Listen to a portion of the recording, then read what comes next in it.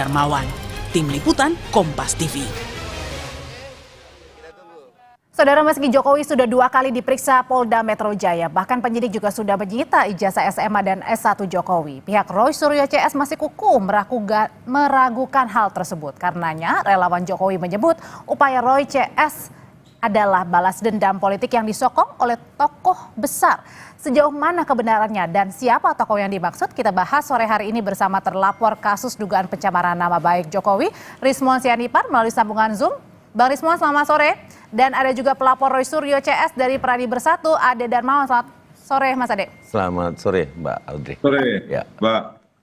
Saya mau ke Mas Ade dulu. Mas Ade, dalam konferensi pers Anda di Polda kemarin bersama Bang Silvester usai diperiksa penyidikan, ini Bang Silvester bilang nih, ada 3 cluenya. Yang pertama, dendam politik Pilpres 2024. Berikutnya ada kemudian tokoh besar politik di balik ini. Dan yang terakhir adalah mau adu domba pemerintahan saat ini alias Prabowo Gibran. Saat ini pemerintahannya. Jadi sebenarnya ini mengarah ke siapa sih yang dimaksud? Ya, jadi gini, Mbak Audrey, kalau kita berbicara isu-isu yang dikelola, jadi kalau saya melihat ya, ini pengelolaan isu yang ada saat ini. Artinya kalau dia berjalan sendiri nggak sampai segininya sebenarnya sih. Kita juga secara nalar berpikir bahwa ada yang memanfaatkan isu-isu tersebut. Dengan cara apa? Dengan cara bergabungnya kelompok-kelompok ini menjadi satu. Itu yang pertama. Kita melihat dari segitu. Terus kemudian isu-isu ini dikemas benar.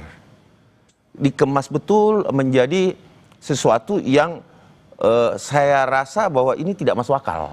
Dikemas artinya berarti ada kesengajaan. Kesengajaan, ada upaya-upaya kesengajaan yang saya sendiri, nalar saya itu tidak bisa menerima. Kenapa? Karena gini, kalau terkait ijazah dan ataupun skripsi itu sangat mudah membuktikannya, Mbak Audrey. Ya, gampang banget. Jadi di UGM itu ada Badan Tata Kelola Akademik dan Kemahasiswaan. Nah, di situ UGM itu memiliki itu. Jadi kalau kita orang-orang kelompok mereka ini tidak percaya, kan bisa ngecek ke sana. Ngecek ada apa enggak, terus kemudian dibarengin dengan keterangan-keterangan UGM. Saat ini di Jogja, ini lagi pemeriksaan nih Mbak. Saya barusan tadi dapat komunikasi dari beberapa penyidik di sana. Ini lagi maraton memeriksa pihak UGM itu. Jadi artinya tentu bagian Badan Tata Kelola Akademik dan Kemahasiswaan itu juga ikut diperiksa itu. Nah, itu mudahnya di situ tuh. Nah, tapi kenapa dikemas? Gitu. Kenapa dikemas? Apakah ada unsur kesengajaan dan tadi ada tokoh besar di baliknya? Akan ikut masuk bermain. Nah, kalau gitu apakah benar pernyataan tersebut, Bang Rismon? Nanti usai jeda ya, Bang Rismon akan menjawab, tetap bersama kami.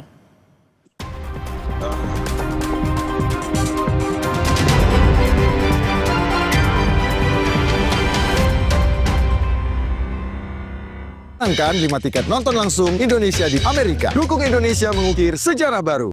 Aku sering melihat galon cuci ulang disimpan di tempat yang kotor. Jujur takut, bersih nggak ya untuk anak dan keluargaku? Kami mengerti kekhawatiran Ibu. Untuk itu, Le Mineral menggunakan galon yang selalu baru agar terjamin kebersihannya. Le Mineral. Menangkan 5 tiket nonton langsung Indonesia di Pentas Dunia 2026 Amerika. Pemenang akan segera dipilih. Jangan sampai ketinggalan. Segera beli 5 bungkus kopi luwak apa saja. Upload ke sosial media, tag @kopiluwakofficial. Dukung Indonesia mengukir sejarah baru. Menangkan 5 tiket nonton langsung Indonesia di Pentas Dunia 2026 Amerika. Beli 5 bungkus kopi luwak limited edition, foto 5 kemasan dan struk asli. Upload ke sosial media, tag @kopiluwakofficial. Dukung Indonesia mengukir sejarah baru. Aku sering melihat galon cuci ulang disimpan di tempat yang kotor. Jujur takut, bersih nggak ya untuk anak dan keluargaku? Kami mengerti kekhawatiran Ibu. Untuk itu, Le Mineral menggunakan galon yang selalu baru agar terjamin kebersihannya. Le Mineral.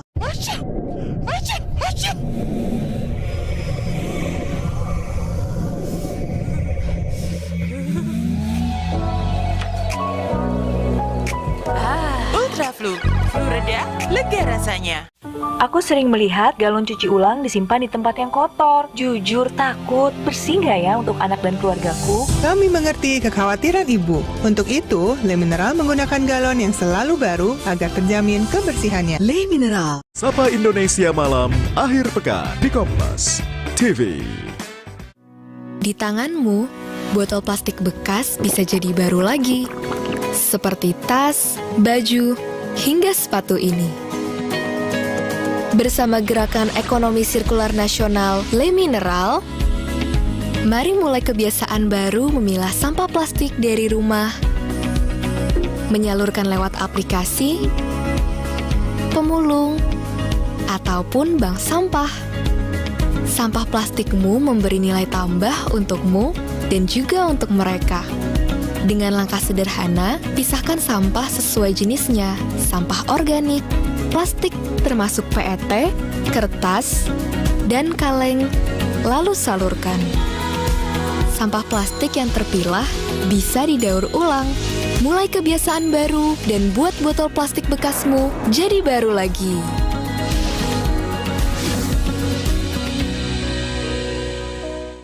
Blora bukan hanya tentang kayu jati dan tanah yang kaya, tapi tentang semangat membangun dari akar oleh warganya bersama pemimpinnya. Di balik wajah yang tenang, tersimpan visi besar. Bersama-sama membangun Blora yang maju dan berkelanjutan. Lebih dekat dengan Blora. Sesarengan Bangun Blora, maju dan berkelanjutan. Bareng Mas Arief. Sabtu 26 Juli, pukul 2 siang di Kompas TV. Dipersembahkan oleh...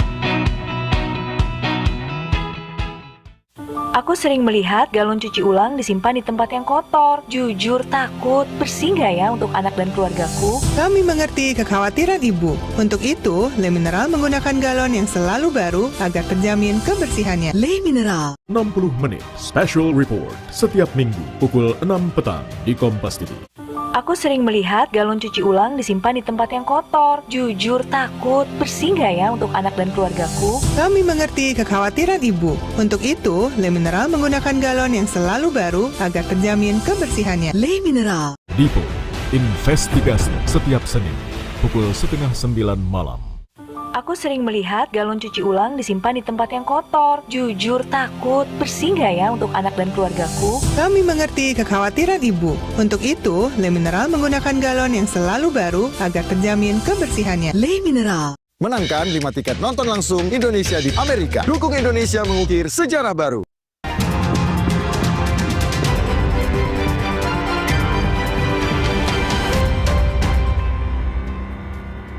Menyambung pertanyaan saya sebelumnya, Bang Rismon, Mas Ade dan kawan-kawan ini menduga bahwa ada tokoh besar di balik isu ijazah Jokowi ini. Siapa sebenarnya tokoh besar? Apakah benar hal tersebut?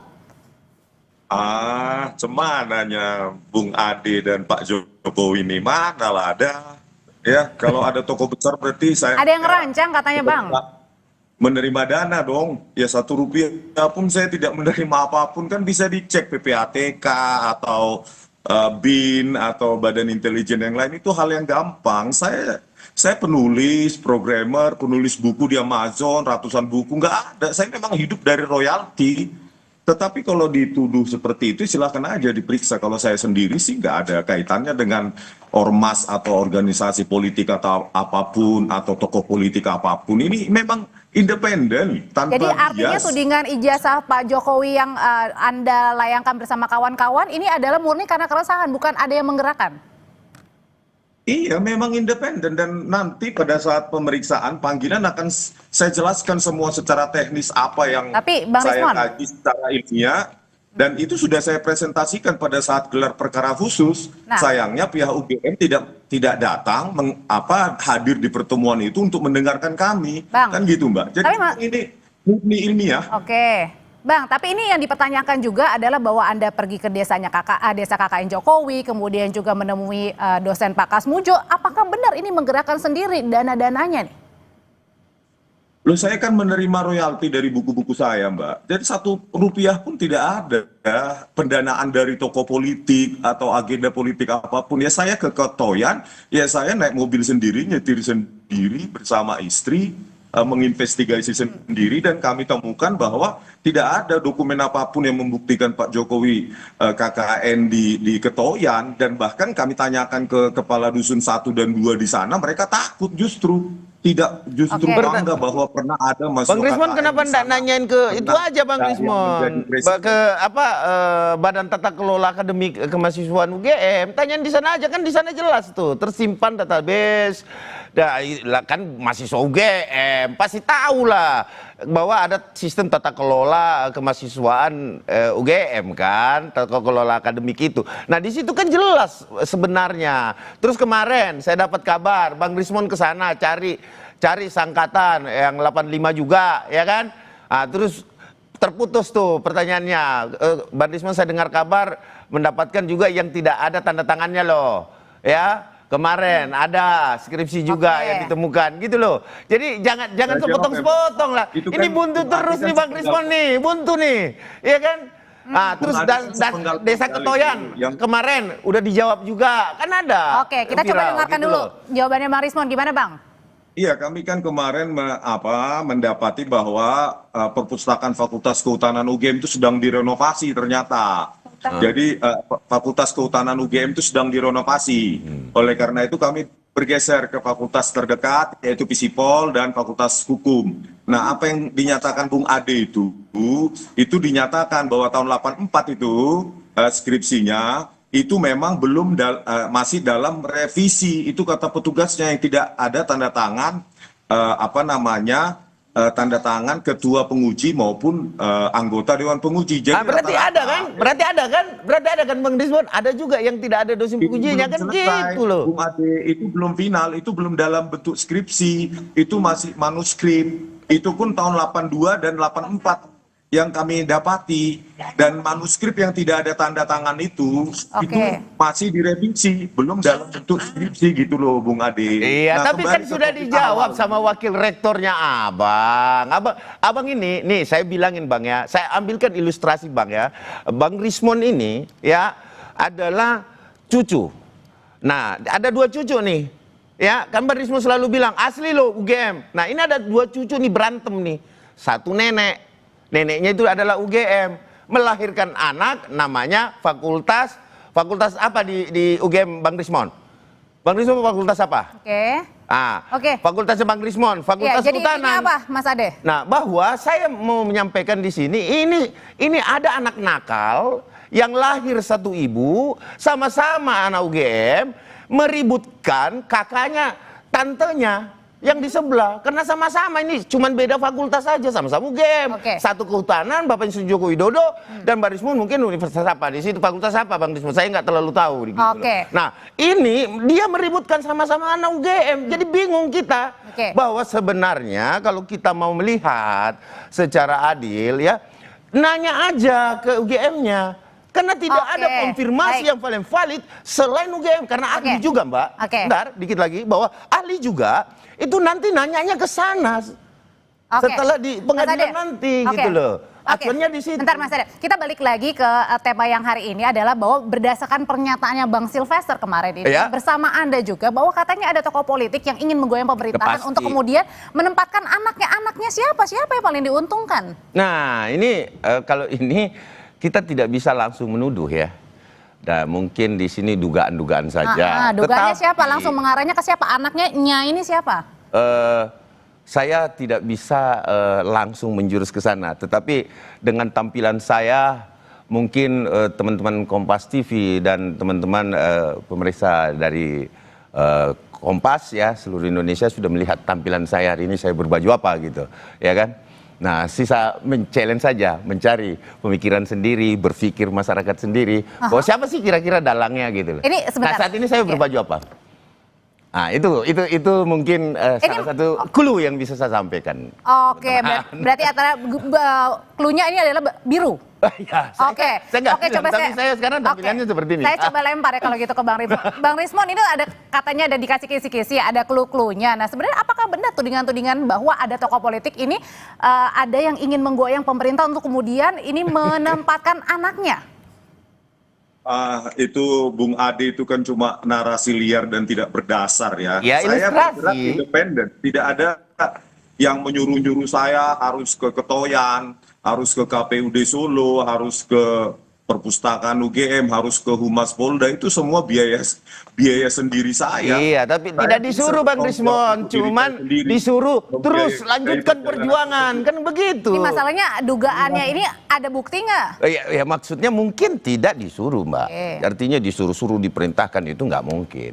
Tetapi kalau diberikan semangat, ayo dong, terus dong. Nah, itu pasti saya rasa itu sering terdengar di telinga Bang Rismon ketika dia berkumpul dengan kelompok-kelompok yang lain.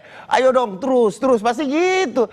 Sementara database yang dipegang kan zong. Kalau saya bilang memaksakan penelitian yang minus. Kalau saya minor, Bang. Gimana Bang Rismon? Gantian bicara dulu dong, ini Bung Adi menguasai banget ya. Ketika saya mewawancarai Profesor Sufyan Effendi juga tidak ada yang memerintahkan, tidak ada yang mengatur pertemuan tersebut. Itu murni memang dari aktivis Stella Gama menghubungi saya, dan itu pun sudah tertunda 2 hari yang seharusnya diatur hari Senin, jadi kami hari Rabu. Jadi memang tidak ada, dan bahkan saya melaporkan Pak Joko Widodo ya 2 laporan itu ke Polda DIY, itu tidak ada yang mengatur, tidak ada yang membiayain, dan tidak ada yang strukturisasi dan ya.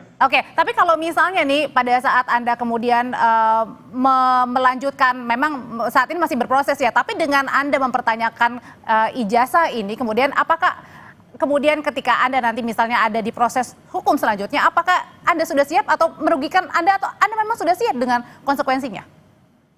Ya sangat siap, Mbak. Kalau nggak siap ya tidur aja di rumah, kan begitu. Saya kan sedang mengeksersis ya hak konstitusional rakyat untuk mengetahui ijazah yang pernah dipakai. Bukan rakyat, Bang. Rakyat yang mana? Presiden tahun 2014 dan 2019.